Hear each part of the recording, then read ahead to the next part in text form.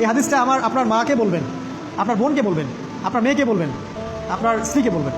এই হাদিসটা যদি কারো হৃদয়ের মধ্যে গেঁথে যেতে পারে, তার দ্বারা অন্যায় করা সম্ভব না। একটু এই কথাটা না বললে জাস্টিস হবে না। রাসূল সাল্লাল্লাহু আলাইহি ওয়াসাল্লাম মেরাজে গিয়েছিলেন, আপনারা জানেন।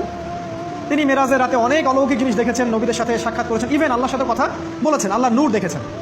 এই সময় সবাই তাকে হাসি মুখে সম্বর্ধনা জানিয়েছিল।